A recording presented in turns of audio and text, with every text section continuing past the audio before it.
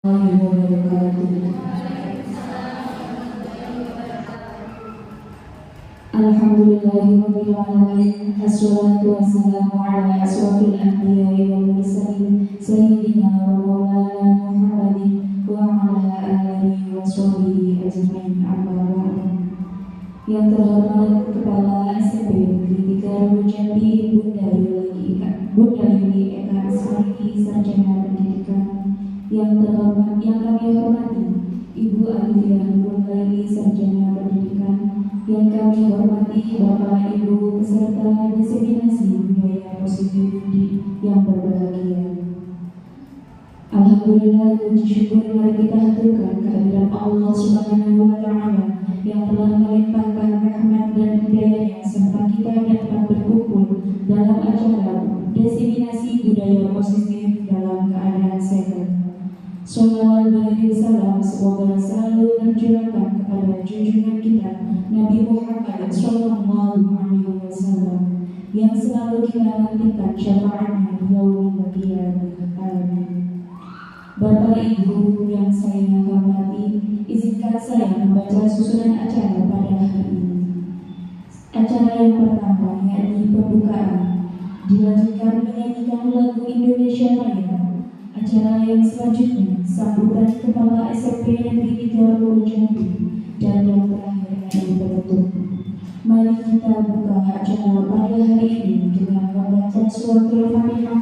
Semoga acara dari awal hingga akhir dapat berjalan dengan lancar. Ala hadhihi bismillah al-Fatihah.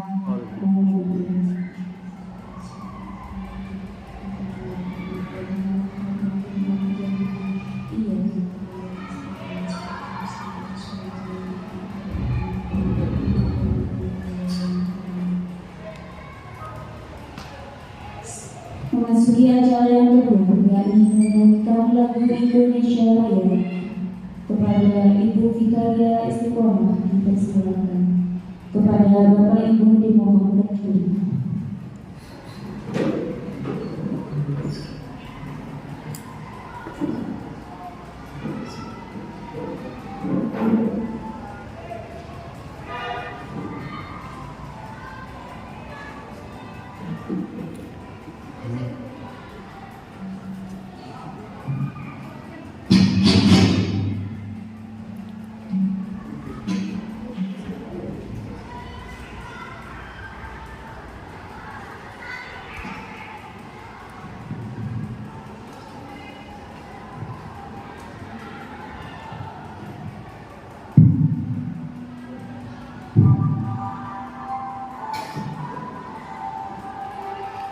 Indonesia tanah airku, tanah tumpah darahku. Di sanalah aku berdiri, jadi pandu hidupku. Indonesia kebangsaanku, bangsa dan tanah airku. Marilah kita bersatu, Indonesia bersatu. Hiduplah tanahku, hiduplah negeriku, bangsaku, rakyatku semuanya. Bangunlah jiwanya, bangunlah badannya untuk Indonesia Raya. Indonesia Raya, merdeka, merdeka, tanahku, negeriku yang ku cinta. Indonesia Raya, merdeka, merdeka, hiduplah Indonesia Raya. Indonesia Raya, merdeka, merdeka, tanahku, negeriku yang ku cinta. Indonesia Raya, merdeka, merdeka, hiduplah Indonesia Raya. Kepada yang bertugas dipersilakan. Pada hadirin dimohon duduk kembali. Acara selanjutnya yakni sambutan kepala SMP Negeri 3 Rogo Jambi kepada Bunda Yuli Eka Ismarini dipersilakan.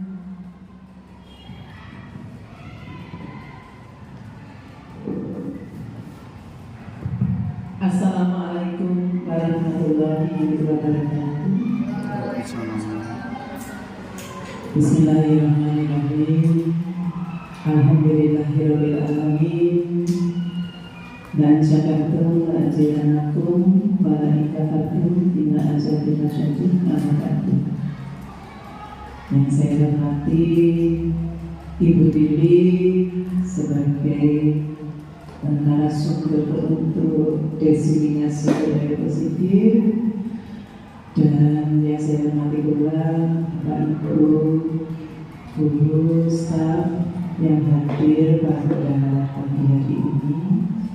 Alhamdulillah, puji syukur saya panjatkan kehadiran Allah Subhanahu wa Ta'ala, karena dengan hidayahnya jualan ridho dan inayahnya pada pagi hari ini kita bisa berkumpul dalam rangka mengikuti kegiatan pemaparan diseminasi budaya positif.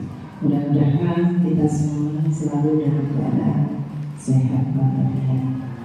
Selanjutnya salawat dan salam semoga selalu terlimpahkan kepada Nabi kita Muhammad SAW yang syafaatnya kita perlukan di kelak kemudian hari.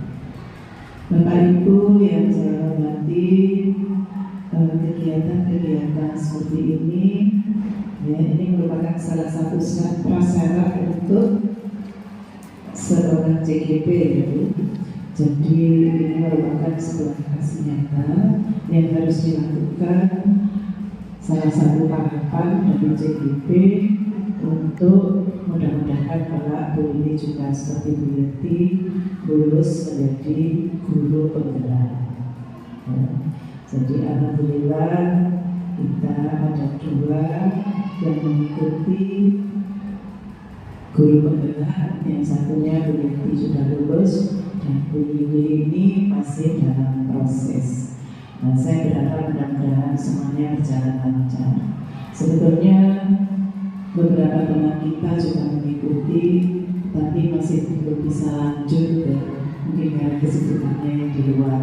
Dan saya berharap teman-teman, utamanya yang di sini, ini bisa nanti mengikuti jejaknya Bu Yeti dan Bu Lili untuk mendaftar menjadi CGP dari SMP Negeri 3 Rogo Jambi. Nah, apa yang nanti akan dipaparkan oleh Bu Lili, kita perhatikan, kita dengarkan bersama apa yang akan diminta Bu Lili. Budaya positif ini jelas perlu di sekolah kita, sehingga nanti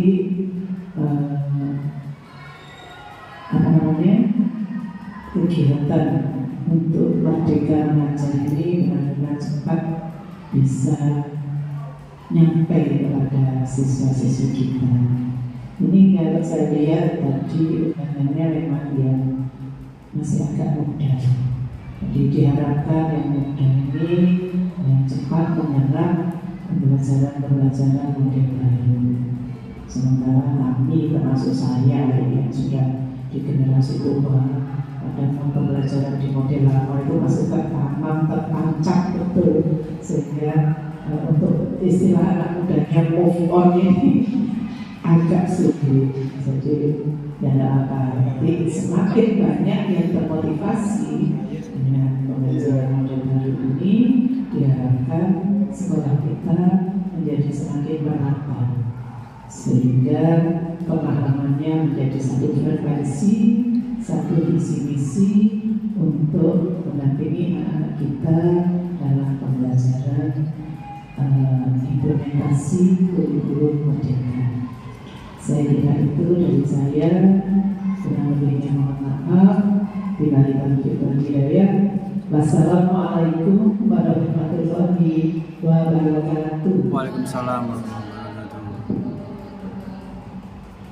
Disampaikan terima kasih. Acara selanjutnya hari ini menutup dan dilanjutkan dengan doa. Sebelum acara ini kami tutup, apabila ada kata yang kurang berkenan di hati Bapak Ibu sekalian, kami mohon maaf sebesar-besarnya. Akhirul kalam, wallahul muwaffiq ila aqwamit thoriq. Wassalamualaikum warahmatullahi wabarakatuh. Untuk doa dipersilakan Bapak Muslim.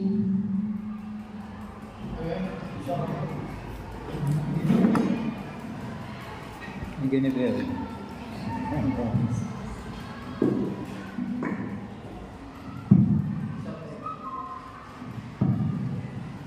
Bismillahirrahmanirrahim. Assalamualaikum warahmatullahi wabarakatuh.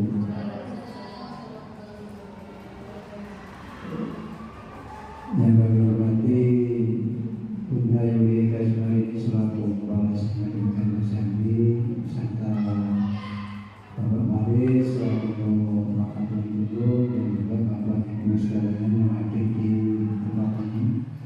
Mari kita sama-sama mendoakan teman kita, sahabat kita, Bu Alivia Nurul Laili SPD. Semoga diberi kelancaran dan diberi kesuksesan. Al-Fatihah.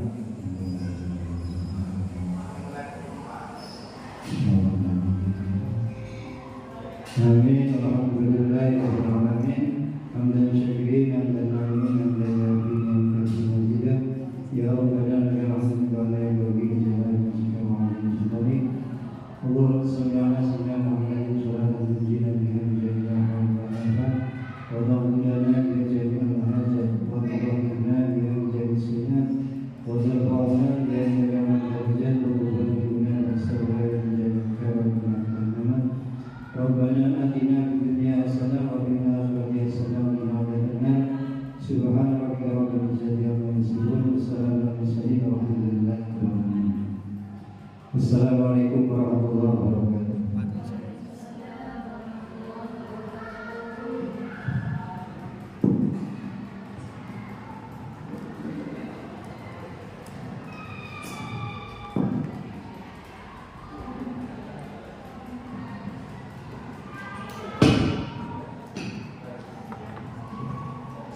Tes.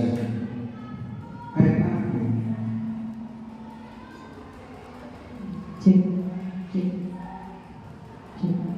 Terima kasih Bapak Ibu agar kegiatan ini berjalan dengan penuh semangat. Oke, Bunda, monggo Bunda bisa berikan di sini, monggo di sana juga Bapak. Terima kasih Bapak Ibu.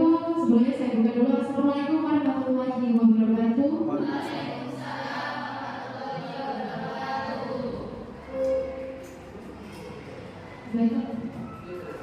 Baiklah Bapak Ibu yang saya hormati, pada kesempatan kali ini kita bertemu lagi nih Bapak Ibu ya. Kemarin kita sudah bertemu dalam kegiatan yang hampir sama dengan pagi hari ini, yaitu diskusi yang pertama kemarin adalah kegiatan diskusi tentang visi guru berat.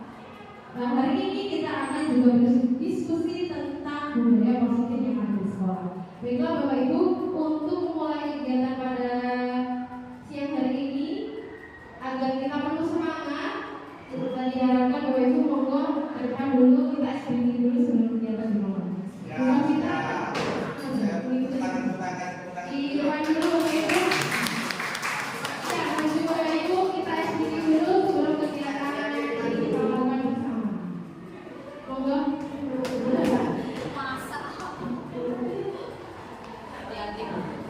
Iya.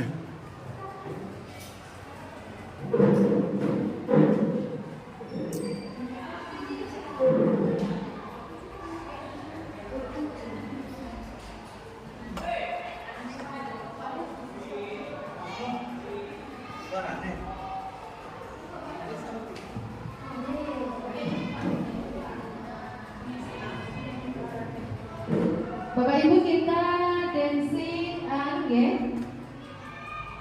Sesuai dengan yang ada di gambar. Suaranya Pak Manis. Benar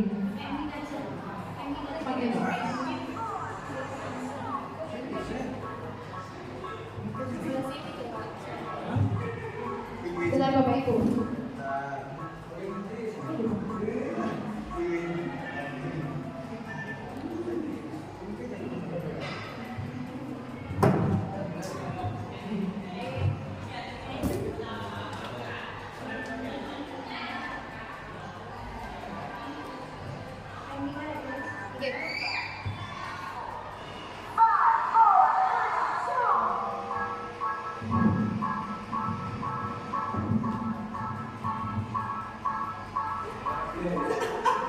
Apa ya?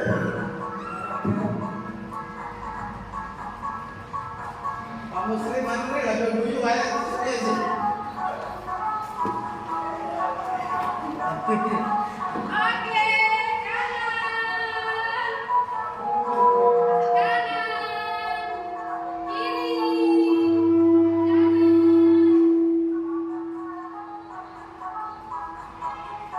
Yuk, semangat Cek.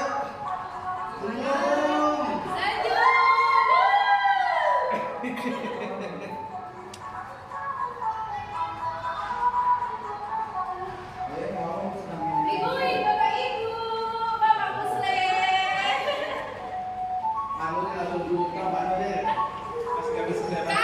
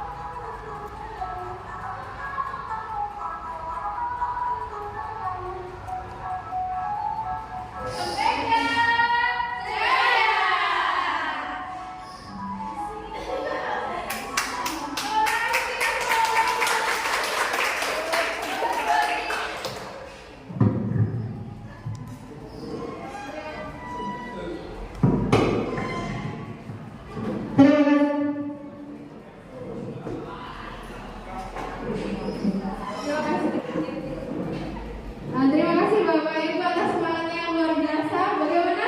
Sudah semangat? Sudah semangat Bapak Ibu? Oke, sudah. Baiklah Bapak Ibu dan Bunda, hari ini kita membahas atau nanti topik diskusi pada pagi hari ini ada 7 topik Bapak Ibu. Yang pertama adalah perubahan paradigma. Jadi paradigma lama ke paradigma yang baru. Jadi dari kurikulum yang dulu di kurikulum yang sekarang. Kurikulum yang sekarang kita gunakan kurikulum apa Bapak Ibu? Kurikulum Merdeka ya. Berikutnya Bapak Ibu akan ada disiplin positif. Yang ketiga motivasi perilaku manusia. Yang keempat kebutuhan dasar manusia. Posisi kontrol seorang guru. Yang keenam keyakinan kelas, dan nanti juga kita akan praktekkan bersama bagaimana pembuat keyakinan kelas. Jadi Bapak Ibu, yang terakhir adalah segitiga distribusi. Baiklah Bapak Ibu, dari 7 kegiatan ini kita mulai dari paradigma perubahan paradigma yang lama ke yang baru. Bapak Ibu, kalau dulu seorang guru itu kan adalah satu-satunya sumber belajar ya. Jadi kalau dulu itu guru ceramah, guru jadi fokusnya hanya pada guru. Tapi kalau sekarang itu kan anak-anak yang harus lebih aktif gitu ya. Jadi gurunya itu hanya mendampingi, hanya menuntun saja. Tetapi kalau dulu anak-anak apa kata gurunya? Jadi gurunya itu memberikan materi. Jadi guru itu hanya satu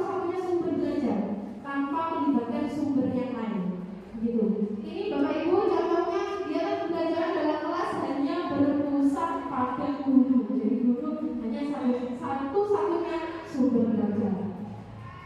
Berikutnya Bapak Ibu berkaitan dengan masih paradigma lama. Jadi guru lebih menuntut murid untuk cepat mengerti materi. Itu yang biasanya kita paksakan deh pada anak bahwa apa yang sudah saya ajarkan, contoh teks iklan gitu. Jadi anak kita beri materi iklan, mau bagaimanapun anaknya, karakteristik dan kemampuannya bagaimanapun, yang penting kita ajar anaknya paham.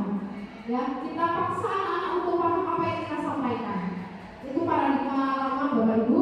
Guru tidak mengenali karakteristik setiap muridnya. Jadi kalau kita mengajar Bapak Ibu, biasanya kan kita sudah mengetahui anak yang paling pintar di dalam kelas dan anak yang kurang gitu ya. Yang kadang-kadang kadang kita masih banyak gitu yang ada di posisi tengah. Biasanya lebih pintar itu biasanya terlihat. Yang paling pintar Reza dan Chandra. Yang paling kurang Mama Ponaryo gitu ya. Jadi itu sudah terlihat. Tapi untuk yang sedang itu kita biasanya kurang perhatian gitu, kurang memperhatikan anak-anak yang masuk kategori sedang. Berikutnya Bapak Ibu tentang menekan murid untuk menyelesaikan tugas secepat mungkin. Jadi hari ini dikerjakan contohnya pembelajaran agama. Silakan anak kerjakan tugas hari ini, besok harus sudah selesai. Kemudian kita seperti itu ya. Jadi besok harus sudah selesai, bagaimanapun keadaannya tugas harus selesai besok pagi dan dikumpulkan. Berikutnya yang masih paradigma lama Bapak Ibu, tidak melakukan asesmen diagnostik non kognitif. Biasanya kita tidak pernah memberikan penilaian kepada anak-anak di sebelum kegiatan pembelajaran. Yang penting kita masuk, setelah itu kita memberikan materi, anak itu paham atau tidak. Yang penting kan tugasnya selesai. Itu adalah pikiran paradigma lama Bapak Ibu. Berikutnya, nah ini adalah perubahan Bapak Ibu yang diinginkan oleh pemikiran di Hajar Dewantoro. Jadi Bapak pendidikan kita itu menginginkan bahwa pendidikan itu harusnya tidak seperti itu. Jadi menginginkan bahwa pendidikan bukan lagi menuntut, tetapi menuntut sesuai dengan kekuatan kodratnya. Jadi kalau dulu dibilang bahwa anak itu adalah lembar kosong yang kita harus tulis dengan pena-pena berwarna, ternyata itu salah Bapak Ibu. Anak itu sudah ada garis tipis sebelum dia itu lahir, itu sudah punya potensi, sudah punya bakat, sudah punya minat sebelum dia lahir. Jadi kita hanya mampu menuntutnya sesuai dengan kodrat alam dan kodrat zamannya. Kalau sekarang zamannya teknologi, berarti kita harus mengimbangi anak-anak. Pembelajarannya ini harus bagaimana agar tidak membosankan. Berarti kita harus melakukan pembelajaran yang bervariasi. Kita libatkan pembelajaran digital, kita buat pembelajaran itu menyenangkan. Tidak hanya metode ceramah yang kita gunakan, tapi bisa menggunakan berbagai metode yang sekarang zamannya anak-anak. Itu yang dimaksud dengan kodrat zaman. Kalau kodrat alam Bapak Ibu, setiap anak itu sudah punya potensinya sendiri-sendiri. Anak yang tidak suka matematika, kita paksakan dia untuk suka matematika sulit. Karena mulai dari orang itu dia sudah tidak bisa matematika. Tetapi kita tidak semena-mena meninggalkan pembelajaran matematika, tidak. Tapi kita mengalihkan anak tersebut untuk mengetahui potensi tertingginya. Kalau dia menguasai lukis, nanti kita arahkan ke sana. Bukan berarti karena matematikanya ditinggal, tidak, tapi mungkin nilai matematikanya tidak sebagus nilai keterampilannya. Itu harus kita pahami bersama bahwa biologi kenapa nilainya tertinggi? Berarti dia punya potensi ke sana. Kenapa bahasa Indonesia nilainya sangat kecil? Berarti dia potensinya tidak di bahasa Indonesia. Itu kita harus pahami bersama bahwa kita tidak bisa memaksakan kemauan anak sesuai dengan apa yang kita mau. Jadi kalau anak punya potensi apa, mari kita sama-sama untuk menuntut agar potensinya mencapai potensi tertinggi dari anak itu sendiri.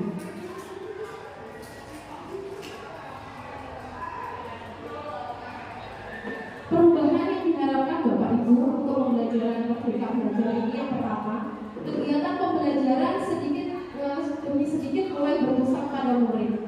murid lebih berperan aktif dalam seluruh kegiatan pembelajaran, tidak hanya guru yang menjadi satu-satunya sumber belajar di dalam kelas. Berikutnya adalah guru tidak lagi menuntut, tapi menuntut. Tadi sudah saya sebut ke Bapak Ibu bahwa guru itu sekarang menuntut, tidak menuntut anak-anak untuk paham materi dengan secepatnya. Memperhatikan karakteristik perkembangan anak. Jadi kita tidak paksakan untuk Ponarjo, contohnya stay di dalam kelas mulai pagi sampai akhir. Tapi dia di dalam kelas tidur, berarti kita harus cari metode.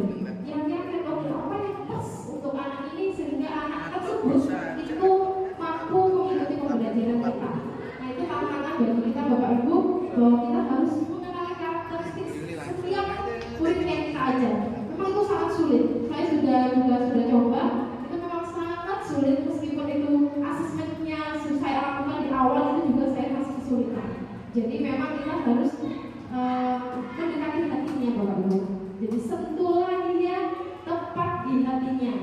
Jadi mungkin nanti dia akan ada perubahan sedikit gitu ya. Yang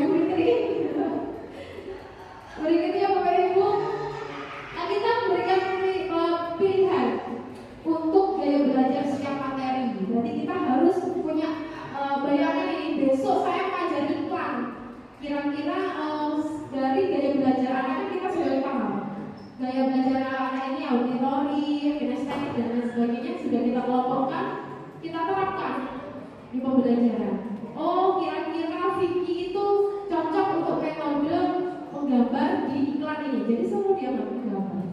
Untuk asesmennya Bapak Ibu tidak usah khawatir, kita sesuaikan dengan kemampuan anaknya. Ini tidak bisa membuat iklan. Ciri-ciri kan dia tidak bisa. Kita cari metode lain bagaimana dia bisa menemukan ciri sesuai dengan apa yang kita ajarkan. Itu yang dimau oleh kurikulum kita sekarang Bapak Ibu. Kita harus menuntut anak bagaimanapun keadaan anak tersebut. Gitu. Jadi saya juga, waduh ini PR bagi saya, bagaimana anak-anak yang mempunyai kualitas tingkat keaktifan tinggi ini juga di kelas saya, di kelas Bapak Ibu itu minimal duduk diam dan mendengarkan. Itu saja juga ada kemajuan Bapak Ibu.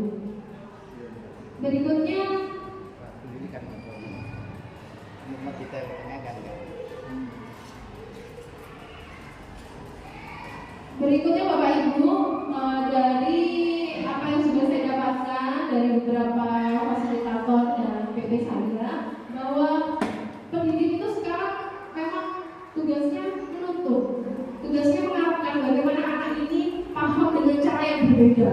Kalau memang di metode A dia tidak paham, kita cari metode lain sehingga dia bisa benar-benar paham. Nah, juga Bapak Ibu, di sini ada stimulus respon dan tentang dunia dan teori kontrol tentang dunia. Jadi Bapak Ibu marilah kita punya bahwa tidak bisa anak-anak itu kita paksakan sesuai dengan keinginan kita. Jadi di sini realitas kebutuhan kita sama. Itu dulu kita berpikiran seperti itu, tapi sekarang kita buka bahwa Bapak Ibu bahwa realitas dan kebutuhan kita itu berbeda. Jadi setiap anak itu berbeda, punya kemampuan berbeda dan punya sifat dan bakat yang berbeda. Berikutnya, setiap orang memiliki gambaran berbeda meskipun satu topik Bapak Ibu. Contoh pembelajaran puisi, kita tampilkan bunga mawar. Pandangan anak-anak terhadap bunga mawar itu juga berbeda-beda. Itu yang kita memang harus fasilitasi Bapak Ibu. Jadi, Bu, saya buat puisi tentang durinya, saya buat puisi tentang kelopaknya. Nah, itu juga berbeda-beda pandangan anak-anak. Jadi kita harus selalu memfasilitasi mereka dengan cara-cara yang berbeda. Berikutnya Bapak Ibu, kita berusaha memahami pandangan orang lain tentang dunia. Semua perilaku memiliki tujuan.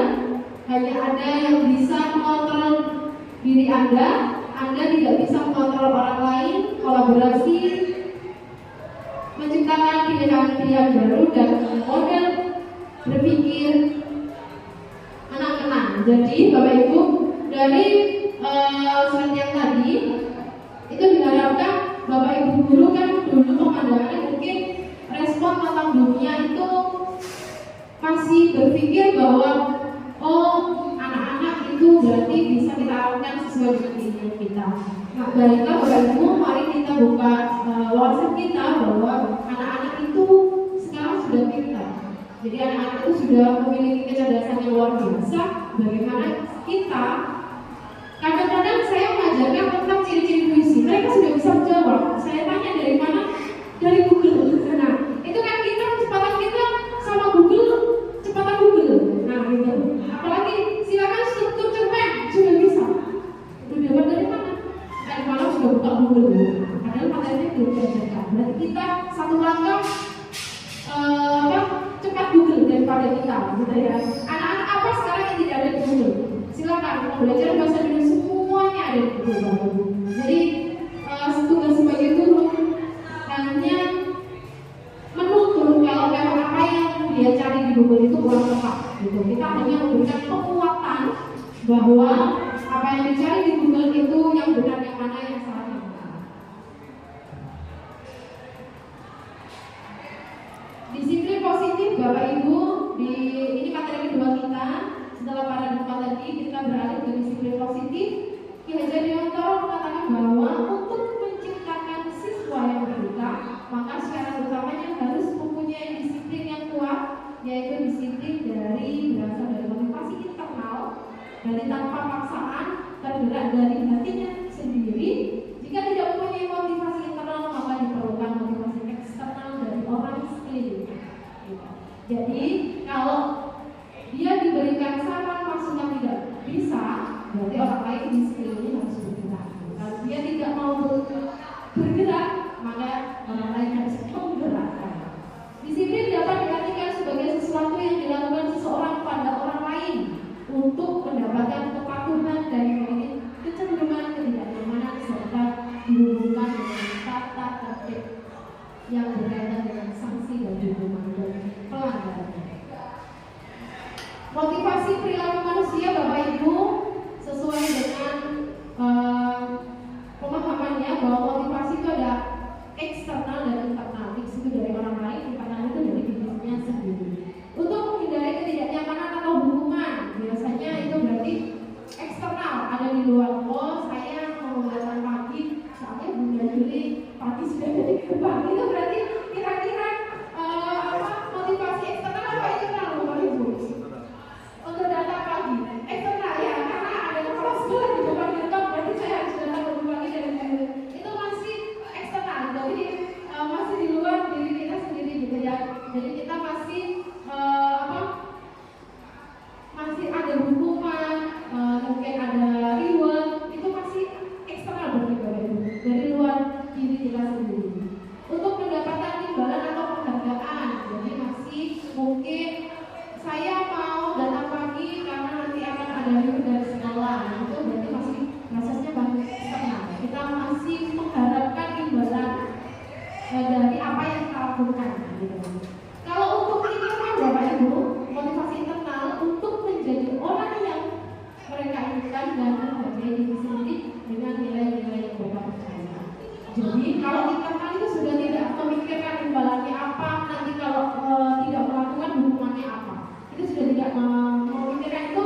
Saya datang pagi ada atau tidak kepala sekolah, yang penting saya datang pagi. Gitu. Jadi tidak ada kalau ada bunda di sana dan saya datang lebih pagi. Nah, itu sudah tidak ada pemikiran seperti itu Bapak Ibu. Jadi kita sudah melakukan sesuatu juga akan lebih nyaman karena tidak ada embel-embel penghargaan dan punishment. Gitu, ya. Berikutnya Bapak Ibu, kebutuhan dasar manusia itu ada 5. Ini yang juga kita pahamkan agar kita mempunyai pelayanan terbaik untuk anak-anak kita. Yang pertama adalah kebutuhan bertahan hidup. Bisa disebut dengan survival ya biasanya. Merupakan kebutuhan yang bersifat fisiologis untuk bertahan hidup, misalnya kesehatan, rumah, makanan. Komponen psikologis dari kebutuhan ini adalah kebutuhan akan perasaan nyaman. Jadi anak-anak biasanya juga, Bu, saya pilih guru itu saja soalnya ngajarnya enak. Bu, saya tidak suka guru itu karena ngajarnya kurang enak. Nah, itu kadang anak-anak memilih mana yang disukai dan tidak disukai.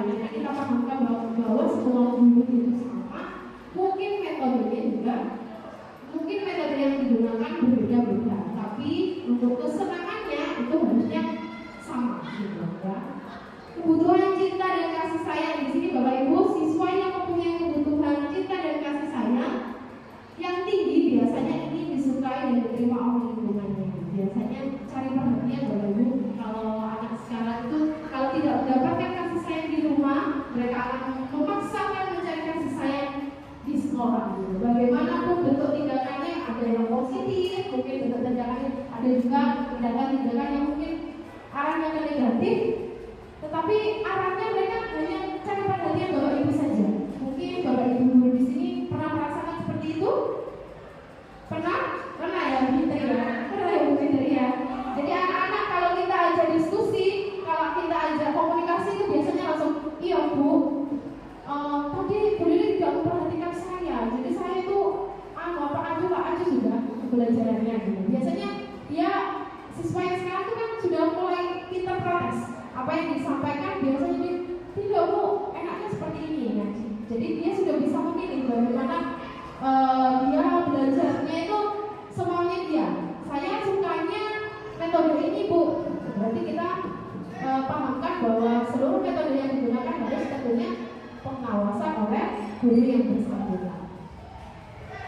Berikutnya Bapak Ibu, kebutuhan kekuasaan biasanya ini mencakup tentang rasa ingin dihargai, mempunyai kebutuhan pengakuan yang tinggi, biasanya selalu ingin menjadi pemimpin.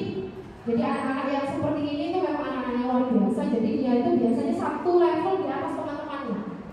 Kalau diberikan materi pun juga harus di atas teman-temannya. Kalau kita samakan materinya pasti cepat selesai. Materinya kita samakan, anak yang punya kualitas tinggi. Setengah jam selesai, sedangkan teman-temannya 1 jam baru mungkin selesai.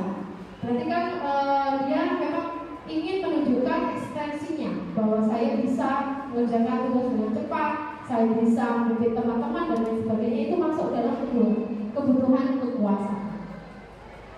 Berikutnya Bapak Ibu, kebutuhan kebebasan ini yang memang sering kita hadapi di kelas. Siswa yang punya kebutuhan kebebasan yang tinggi menginginkan pilihan, perlu banyak bergerak, suka coba-coba dan tidak terlalu berpengaruh pada orang lain, suka yang baru dan menarik. Ini biasanya yang suka keliling, muter-muter saat pembelajaran itu dia menginginkan bahwa pembelajaran itu bebas, sebebas-bebasnya sesuai dengan kemauan dia. Padahal hal seperti itu kan tentu tidak boleh ya Bapak Ibu, harus ada pemimpin pembelajaran yang mengarahkan bagaimana pembelajaran itu lebih menyenangkan. Terakhir Bapak Ibu, berkaitan dengan kebutuhan kesenangan. Siswa dengan kebutuhan kesenangan yang tinggi biasanya akan menikmati apa yang dilakukan, konsentrasi melakukan hal yang disenangi, suka permainan, suka mengoleksi barang dan suka menuju berkembang. Jadi ini biasanya dalam proses pembelajaran tidak mungkin kita hanya memberikan materi, sehingga pasti anak-anak juga mungkin ada yang bergurau, mungkin ada yang bermain dengan sesama temannya. Itu kita berikan ruang Bapak Ibu bagaimana anak-anak itu tidak apa-apa bergurau dengan teman, tapi ada batasnya, gitu ya. Posisi kontrol seorang guru Bapak Ibu itu ada 5. Jadi kita posisikan kontrol seorang pendidik, seorang guru itu ada 5. Yang pertama adalah penghukum. Seorang penghukum dapat menggunakan hukuman fisik dan verbal. Ini biasanya spontan Bapak Ibu. Anak salah dalam kelas langsung kita silakan ambil posisi push up 5 kali, 10 kali. Ada yang seperti itu Bapak Ibu, langsung eksekusi di tempat. Ada ya, termasuk saya mungkin. Jadi kalau ada anak mungkin melakukan kesalahan di dalam kelas, langsung kita berikan hukuman tanpa kita berpikir panjang bagaimana cari solusi bersama, atau mungkin kita tanya kenapa anak itu melakukan kesalahan dan lain sebagainya. Itu tidak, jadi langsung anak dianggap salah dan harus dihukum. Itu biasanya kita lakukan di dalam kelas, hilang dari anaknya salah, hukumannya langsung di tempat.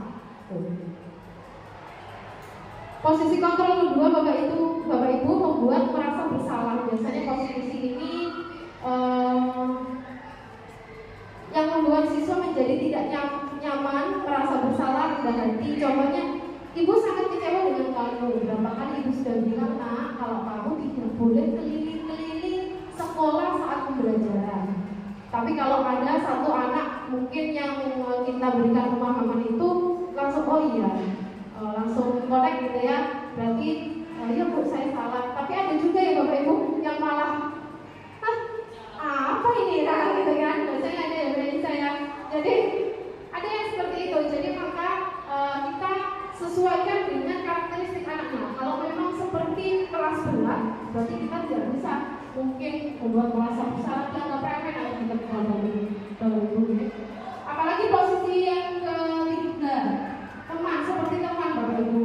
Jadi posisi ini dapat berdampak positif dan negatif. Positif berupa hubungan yang baik antara guru dan siswa. Contoh kata-katanya, ayo bantu Bapak Ibu untuk menertibkan kata tertib sehingga nanti kata tertib ini bisa dipatuhi oleh seluruh siswa. Kira-kira yang orang siapa saja ini? Bantulah saya lah. Kalau ada yang kelas 7 kamu yang membantu. Jadi kamu nanti yang menjadi leader, kamu yang bilang ke teman-temannya tidak boleh merokok, ini sekolah kita, mari kita cintai sekolah kita. Itu kita menganggap murid itu sama. Jadi kita turunkan satu tingkat ego kita bahwa kita harus sama dengan anak-anak. Untuk apa? Untuk menggali informasi yang lebih dalam. Biasanya anak-anak kalau kita masih posisinya guru dengan murid itu biasanya anak-anak tidak mau terbuka. Jadi anak-anak menutupi teman-temannya yang jelek dan lain sebagainya. Tapi kalau kita setara, jadi kita turunkan satu tingkat egois, mungkin kita lebih menurunkan agar anak-anak itu lebih terbuka. Oh iya Bu, tapi yang merokok ini dan lain sebagainya. Biasanya anak-anak kalau kita sudah anggap teman, biasanya dia mau menceritakan semuanya sampai detail-detailnya dia menceritakan. Berikutnya Bapak Ibu, ini posisi kontrol yang paling tertinggi adalah manajer, merupakan posisi mentor di mana guru berbuat bersama dengan murid, mengajak siswa mempertanggungjawabkan perilakunya, mendukung siswa menemukan solusi atas kesalahannya. Jadi contohnya gini, apa yang kita yakini, berarti tanya keyakinan kelas atau keyakinan sekolah yang sudah dibuat, kira-kira dari apa yang kamu lakukan. Contoh kasusnya seumpama mencoret-coret tembok nih Bapak Ibu. Silakan Kak, dari apa yang sudah kamu lakukan, kira-kira apa yang bisa kamu perbuat agar tembok itu bersih kembali. Itu mungkin posisi manajer. Jadi anak-anak tidak merasa didukung, tidak merasa dikucilkan, tapi anak-anak kita kasih ruang, kita ajak diskusi bagaimana cara penyelesaiannya. Jadi pada posisi manajer itu kita memberikan ruang kepada anak-anak bagaimana cara mereka menyelesaikan permasalahannya sendiri. Oke, silakan kamu cek kalau kamu memang mau bertanggung jawab atas kesalahan kita. Ya.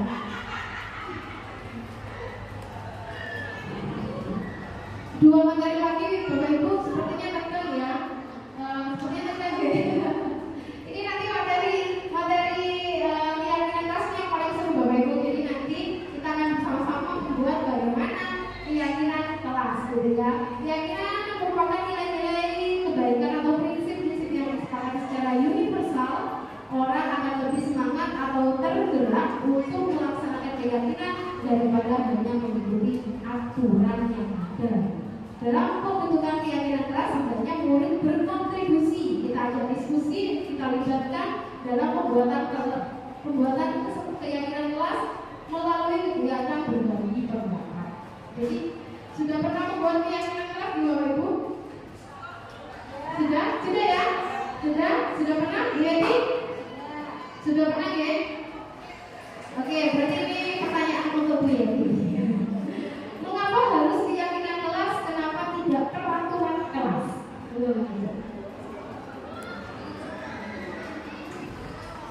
Terima kasih Bu Yeti.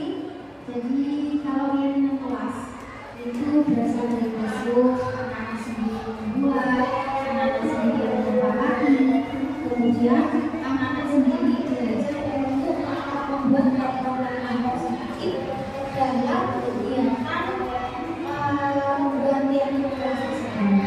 Kalau peraturan kelas itu biasanya dibuat oleh teman atau dibuat oleh sekolah.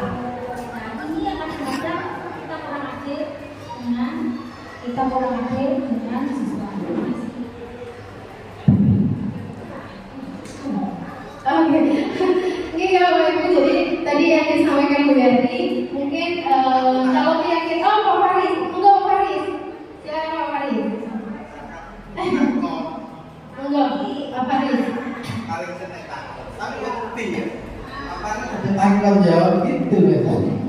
Silakan Pak Farid. Terima kasih Bu Lili yang hari ini memberikan diskriminasi antara keyakinan dan peraturan ini beda. Kalau keyakinan Bapak sekalian sifatnya itu terlibat semuanya, hati per hati. Apa yang kita buat, apa yang kita laksanakan, semuanya akan terlibat per individu dan di kelompok. Sedangkan peraturan itu biasanya sebatas pada tulisan dan nantinya itu dilakukan atau tidak biasanya itu ada tahun malam lagi. Artinya kalau saya pertanyaan pemakai, saya harus berkeyakinan. Itu, terima kasih. Oke, luar biasa ya Bapak Ibu. Jadi apa yang disampaikan oleh Bu Yanti dan Pak Faris tadi, kalau peraturan itu biasanya memang guru ya. Pak Usai mau jawab? Oh iya, saya kasih kesempatan ke Pak Usai. Nggak mau kalah. Kita punya prinsip, ya. Apa bedanya?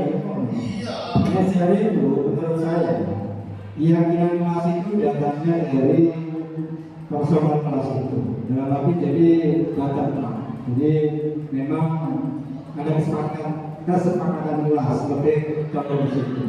Kalau peraturan kelas ini lebih condong kepada yang di atas ke bawah, di bawah.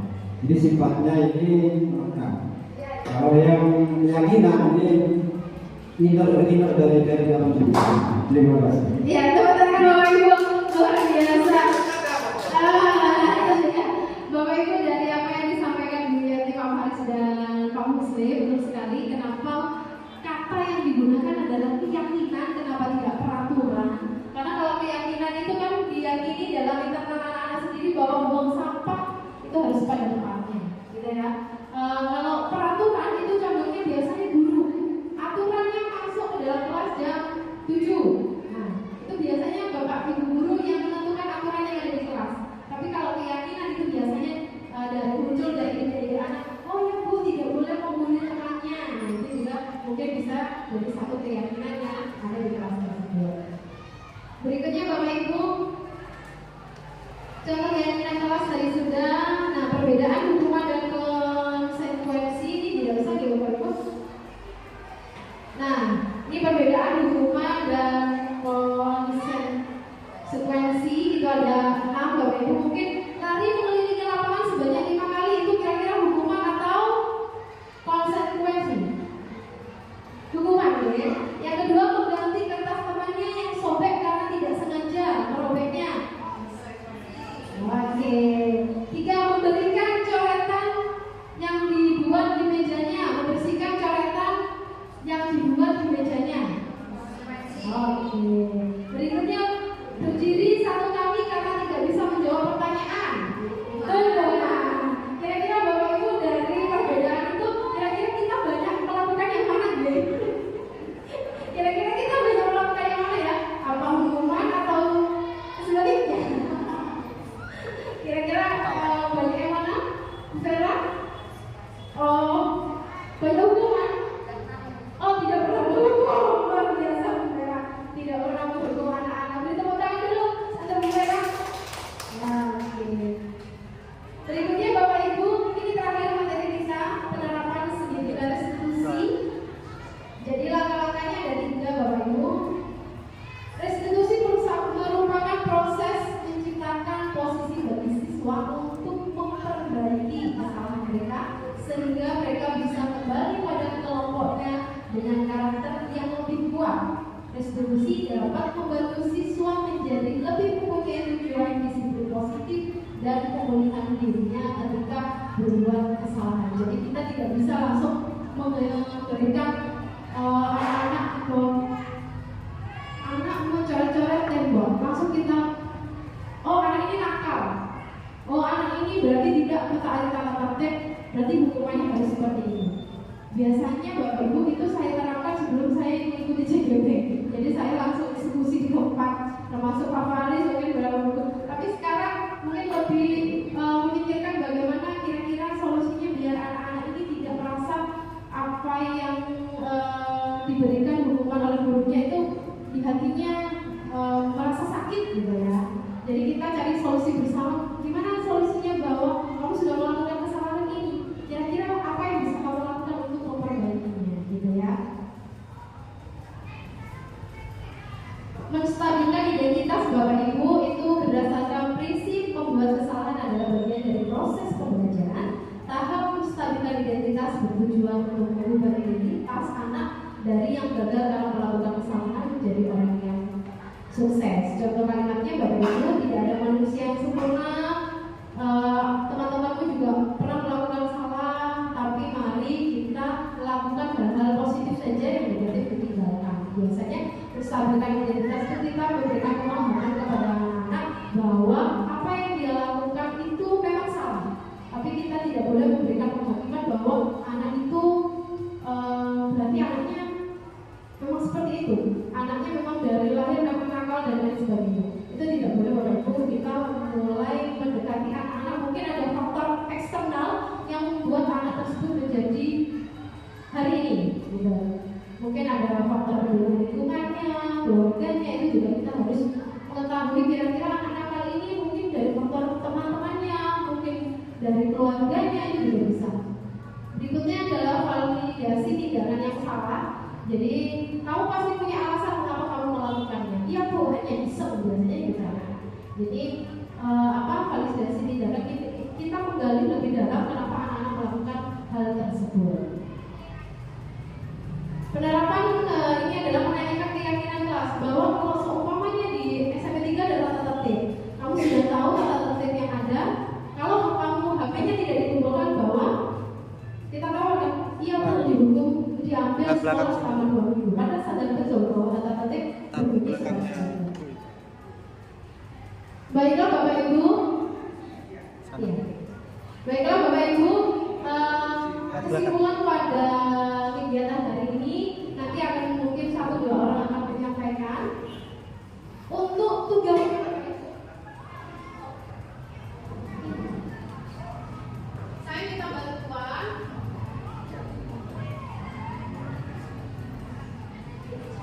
Ya Bapak Ibu, saya minta bantuan kepada teman-teman untuk membuat keyakinan kelas. Jadi seolah-olah nanti mungkin ada 3 orang satu kelompok. Jadi nanti silakan Bapak Ibu membuat keyakinan kelas. Sudah saya sediakan. Sebelumnya saya ingatkan Bapak Ibu bahwa keyakinan kelas itu tidak boleh menggunakan kata atau kalimat negatif. Jadi kalimatnya harus kalimat-kalimat positif. Contoh, dilarang membuang sampah di tempatnya, itu positif atau negatif? Negatif. Negatif. Berarti hindari kata tidak. Ya, dilarang. Nah itu silakan dihindari. Tidak boleh menggunakan kata-kata negatif. Silakan menggunakan kata-kata yang mengarah ke hal-hal positif. Gitu deh. Oke, kita terus. Nanti boleh Bapak Ibu, karena ini nanti saya upload hasilnya, mungkin nanti bisa ditambahin mungkin bunga-bunga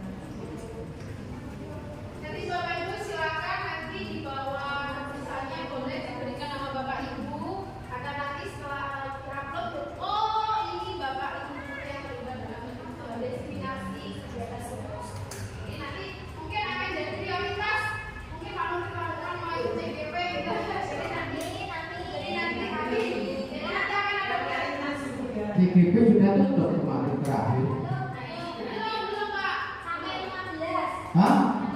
Ya. Mau Sampai angkatan 15. enggak maksudnya yang beri kemarin ya sudah terjadi.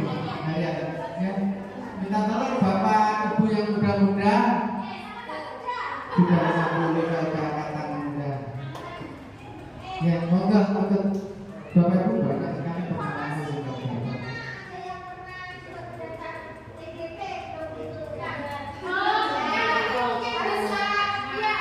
Pak Musri sudah belum, tapi belum lulus no. Nah, sebenarnya Bapak Ibu sekalian itu bisa, cuma kadang waktunya tapi Manfaat positifnya itu sering baca, sering lihat aplikasi. jadi nanti Bapak Ibu kita kenapa ini yang muda-muda Pak Faris diharapkan nanti yang muda-muda itu bisa bagaimana pembelajaran itu lebih mengasihkan dan pembelajaran itu lebih berwarna gitu. Jadi jangan sampai kita nanti ditinggal murid-muridnya, kita ada di dalam kelas muridnya hilang gitu ya. Silakan Bu Yeti, ada yang mau disampaikan?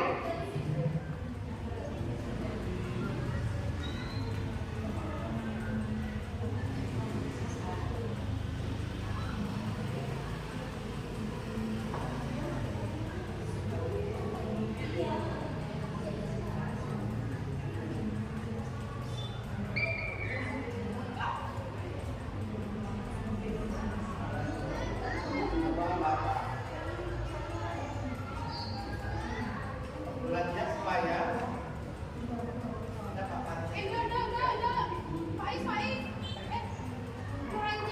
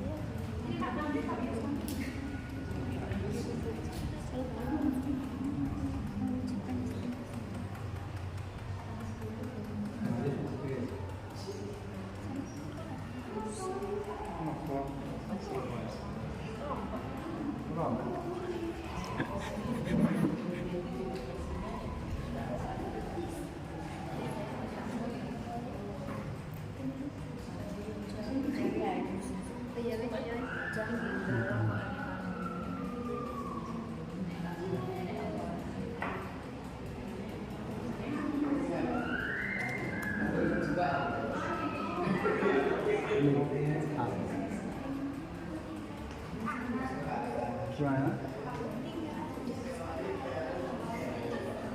Oh gitu. Iya, nggak ada itunya. kita bukan diskusi, Pak Musri kayak. Ini apa? Sing wis ae boleh. Oke, mohon maaf Bapak Ibu, nanti mungkin sedikit terganggu dari kelompoknya Pak Faris. Oke, kalian akan menyampaikan keyakinan kelas yang sudah dibuat. Monggo. Pak Musri. Ya, oke. Ayo. Apa Pak Nuril sih guru ngomong? Ayo Pak Nuril. Pak Faris sudah. Iya. Ya, baik. Rada serak Pak. Cuma baca aja ya. Ya. Oke, di sini kami akan menyampaikan apa yang menjadi kegiatan kelas yang kedua, yaitu sebagai murid kita harus yang pertama disiplin, yang kedua hormat dan patuh sama bapak atau ibu guru, yang ketiga tanggung jawab, dan yang keempat adalah mandiri. Ampun.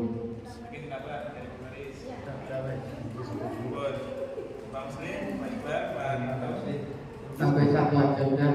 Sebagai murid kita harus tahu tujuan kita kenapa harus sekolah, harus tahu tujuannya.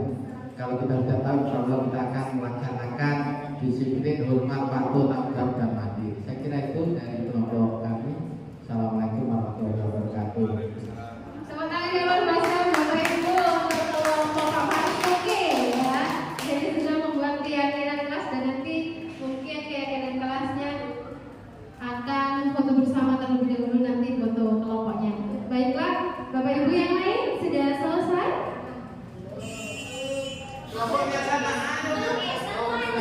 Siapa ngomong PR dari kau lah? Siap.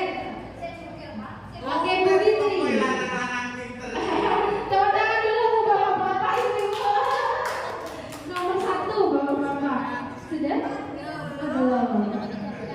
Ya. Bu kelompoknya belum kita sudah? Belum. Kalau mengerjakan sesuatu harus harus detail, totalitas, tanpa batas gitu.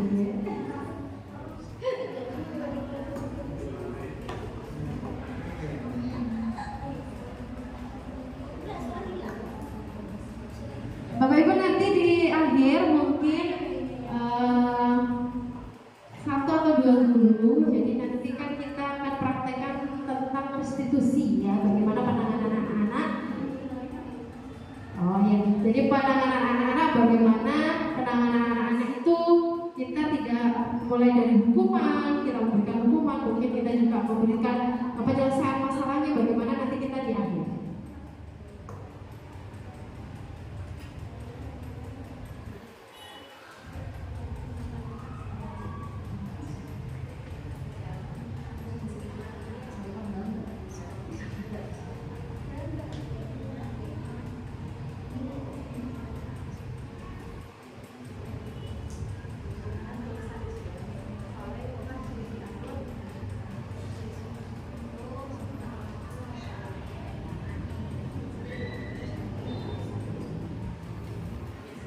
Silakan, kelompok yang belum kita sudah selesai. Nah, silakan perwakilan 1 orang untuk menyampaikan pembuatan keyakinan kelas yang sudah disepakati. Silakan. Assalamualaikum warahmatullahi wabarakatuh. Keyakinan yang di kelompok kami, yang pertama adalah siswa hadir di kelas tepat pada waktunya. Yang kedua, tiket kelas dilakukan lebih awal. Yang ketiga, memakai seragam sesuai dengan ketentuan. Yang keempat, berperilaku sopan santun dan saling menghargai.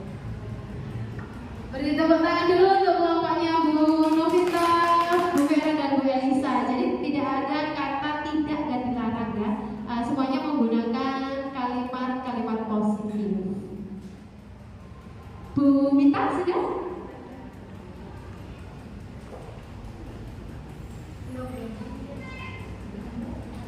Silakan Bu Korin. Nah, ini adalah perwakilan tenaga pendidikan dari SMP Negeri Darul Jambi. Silakan Bu Korin.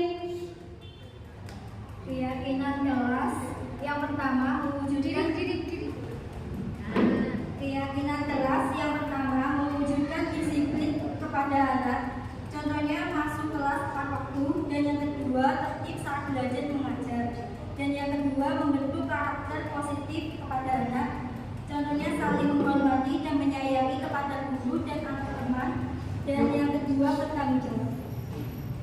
Terima kasih, beri tepuk tangan dulu Bapak Ibu dari keyakinan kelas yang dibuat oleh Bu Korin dan Bu Fitri ya. Jadi sudah ada, mungkin ada tema-tema tersendirinya. Setelah itu ada subnya, sub-sub yang menunjang dari kalimat pertama dan kalimat kedua. Berikutnya Bu Vera. Keyakinan kelas yang pertama datang tepat waktu, yang kedua menyapa teman dan guru, yang ketiga menjaga kebersihan khususnya yang ada di kelas, yang keempat bertanggung jawab. Terima kasih, beri tepuk tangan dulu Bapak Ibu. Sekali lagi tepuk tangannya Bapak Ibu. Oke, luar biasa. Terima kasih. Jadi nanti apa yang sudah Bapak Ibu tulis nanti akan saya minta Bapak Ibu berkenan ya. Apa yang sudah dikaryakan Bapak Ibu nanti saya minta untuk saya lengkapi modul 2.1. Oke, monggo ini Bunda Yuni EKS Marini selaku Kepala SMPT di Jambi. Monggo. Keyakinan kelas itu untuk bersekolah supaya semangat, punya cita-cita. Punya cita-cita anak-anak. Jadi mulai berpikir harus punya cita-cita positif, cita-cita yang cita-cita mesti diraih dan seterusnya. Yang berikutnya tambah juga ini punya idola yang tambahnya juga. Terima kasih. Assalamualaikum warahmatullahi wabarakatuh. Waalaikumsalam warahmatullahi wabarakatuh. Tepuk tangan dulu untuk pemberian Bunda tadi menutup kalimat-kalimat positif yang diberikan dengan 2 kalimat yang luar biasa ya. Jadi rangkaian dari seluruh pemikiran Bapak Ibu diperkuat oleh Bunda Yuni EKS Marini. Baiklah Bapak Ibu, ini rangkaian kegiatan kita terakhir. Nah, kita memberikan mungkin sedikit nanti ada pemahaman bahwa kita memberikan anak-anak kita itu kira-kira hukuman atau yang lebih baik adalah restitusi. Jadi ya mungkin nanti Bu Yeti berkenan selaku JGP Angkatan 7 yang mendampingi saya dalam seluruh rangkaian kegiatan yang saya lakukan. Ya. Oke, kita duet namanya. Pura-puranya Bu Lili ini guru apa murid? Boleh, ya. Ya, saya guru. Oke, teman-teman sudah selesai belum? Sudah ya? Sudah selesai. Ya. Bu Lili salah satu kesalahannya yaitu bukunya panjang. Panjangnya ya? Iya, panjangnya. Oke. Ayo Bu Lili, mana bukunya? Coba lihat. Bukunya mana? Enggak, Bu, jangan Bu. Ayo bukunya. Bu, jangan. Kalau enggak, ayo bukunya. Cepat. Iya, Bu, ini. Nah ini yang membuat bla bla bla bla. Ya. Oke, baik. Itu yang pertama. Tepuk tangan dulu dong. Sekarang yang kedua, dengan kesalahan yang sama. Bagaimana kabar? Alhamdulillah Bu baik, tapi tadi macet ya Bu di sana itu Bu. Ada anak-anak hutan gitu. Iya. Ya. Sekarang sudah waktunya jam berapa? Sudah jam 7.10. Untuk masuk di kelas SMP di sekolah SMP 3 Jambi jam berapa? 6.45. Nah, berarti Telat sedikit lah Bu, enggak apa-apa Bu. Telat sedikit. ya memang kalau dulu saya mungkin pernah seperti itu. Tapi mungkin ada baiknya juga kita berusaha mengikuti aturan. Nah, menurut saya bagaimana? Ya tadi rencananya mau bangun pagi Bu, langsung berangkat sekolah, tapi masih main HP, tadi masih lihat televisi sebentar, akhirnya terlambat. Tuh. Oke, baik. Kalau terlambat terus, perasaannya sampean tenang apa enggak kalau ketika masuk kelas? Terburu-buru Bu, mulai dari berangkat sekolah terburu-buru saya. Oke, apa ada keinginan Lili untuk memperbaiki keadaan ini? Ya ada Bu, selalu ada. Setiap harinya selalu ada. Apa keyakinan kelas yang Lili dapat Lili ingat? Datang tepat waktu. Oke, berarti apa ada orang yang bisa membantu Lili untuk mengingatkan waktu harus berjalan ke sekolah dan sebagainya? Biasanya apa kulon itu Bu? Apa kulon itu bangunkan biasanya jam 4:30. Kok tadi 4:30? Gitu Selain ya. Bapak barangkali ada lagi? Ibu saya kerja ya Bu, kerja, nggak bisa. Mungkin ada HP-nya ada alarmnya? Ada, ya. Bisa difungsikan? Iya bisa. Oke, berarti kalau ini sudah mengerti tentang kembali kepada keyakinan kelas, mulai kapan mau dilakukan? Insya Allah besok Bu. Insya Allah besok ya. Iya. Oke, baik.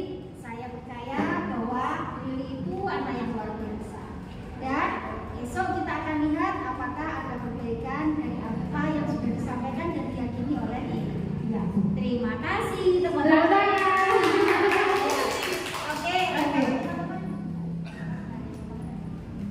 Oke, Bapak Ibu silakan. Mungkin pendapatnya Pak Faris terlebih dahulu. Mungkin pendapatnya tadi dari penyelesaian masalah pertama dan kedua, pendapatnya bagaimana Pak? Enak nangani anak dengan cara apa gitu? Ya. Kalau pengalaman pribadi dua-duanya bisa dilaksanakan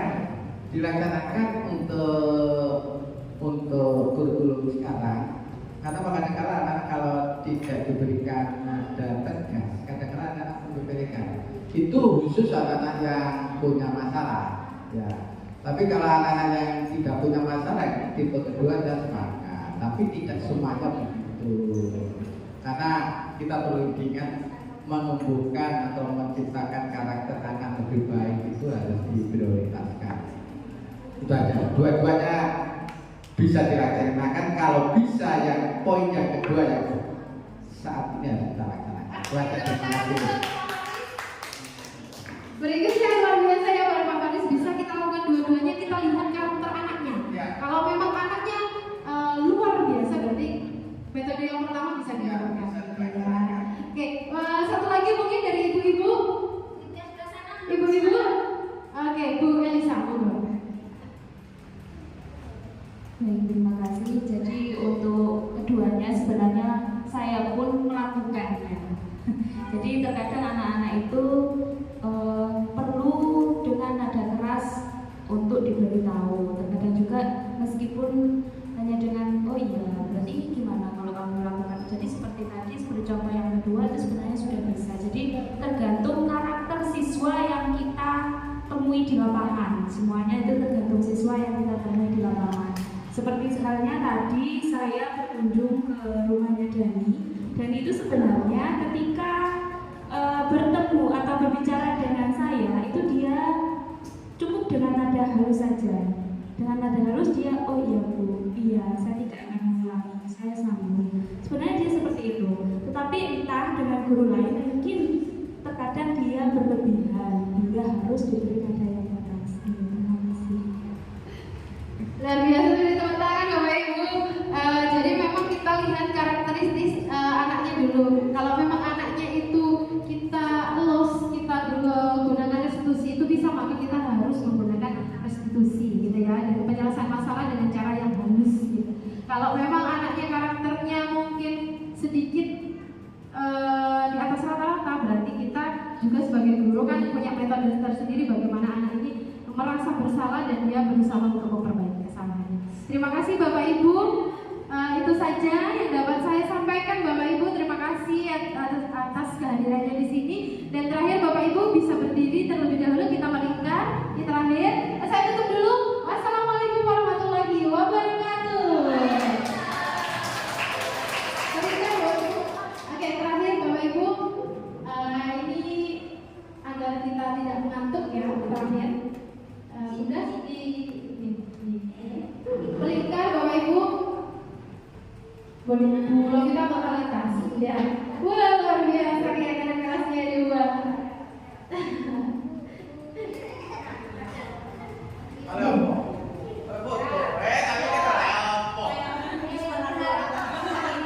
Sebelumnya Bapak Ibu, Pak Iqbal minta dikasih ruang Pak Iqbal. Ya, sebelum kita foto bersama kita gini Bu, ada tepuk. Kalau saya bilang pagi berarti 1, kalau bilang siang berarti 2, kalau malam gitu ya. Ini bersuara, oke? Ya, pagi, siang, malam.